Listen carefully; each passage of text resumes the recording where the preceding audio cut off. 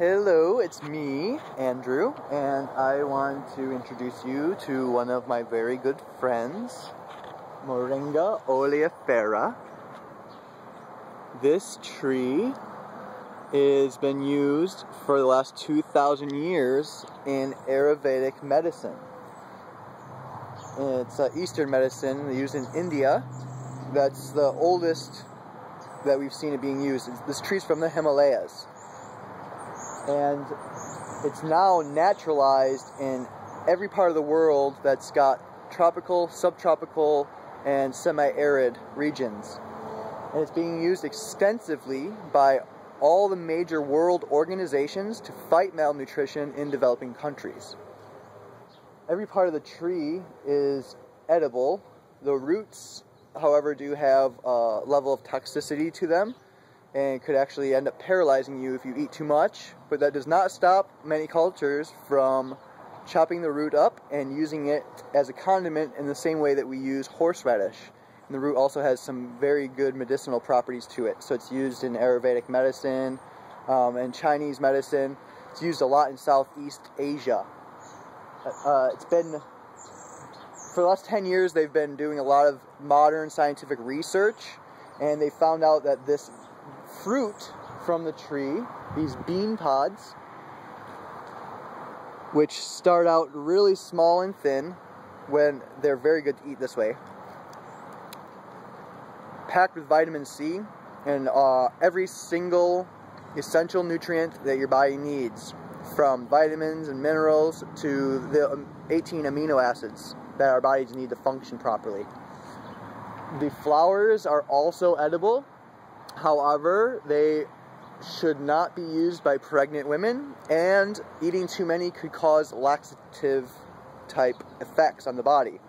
But I still eat them every day, or I put them in my tea to add it gives kind of a jasmine flavor. They smell really great. All these flowers have bees on them. Most of them do. The seed pods end up getting very large. I'm going to try to grab one out of here. Let's grab one off the ground. They fall on the ground all the time. They get really long, and then they mature and dry out. I don't see any on the ground right now. Anyways, I will just have to put a picture and put it up in one of the comments on here. But the leaf is also edible. This is a leaf. This is the entire leaf. It's starting to turn yellow because of the cold weather. This tree will actually go dormant in the middle of winter when I'll cut it back. The branches just snap right off the tree. You see I'm holding this branch? You can prune the tree very easily. Some cultures use the bark to get this blue dye, which I'm going to start working on. Anyways, back to the leaf. This is considered the entire leaf. You'll notice that it's got smaller leaflets. They're compartmentalized into smaller sections, which makes it a lot more resistant towards pest and disease. So if one leaf gets a some disease or a fungus or anything on it, just that leaf gets injured. Same with insects. If an insect starts eating one leaflet, I should say, it doesn't end up spreading to the rest of the leaf. So this thing is very resistant against any type of pest or disease. It really has no known predators, if you will. As you can see, the bean pods start getting larger. So you can see how long they get. It's kind of hard to tell. Hopefully this comes up better on actual video online. But as you can see, this tree, normally we don't let it get this big. We've gotten it this big because we want to harvest the seed pods, so we want it to flower. The larger the tree gets, the more likely it is to produce flowers. The bees come, they pollinate the flowers, and they turn into those long fruits I showed you. As the fruits get longer and more mature, you end up having to chop them up and cook them. It's got more like a horseradish flavor at the end. The leaves get a little bit bitter. I eat them raw. I put them in a salad. I put them in soups. I put them in dressings. I make a lot of my own homemade dressing. And on sandwiches, pretty much anything. A lot of people prepare it.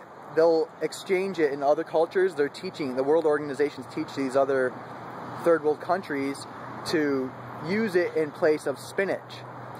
Because just like spinach, it's very rich in iron. Actually, the dried leaf has 25 times more iron than dried spinach leaf. So it's very potent, it's very good for your blood.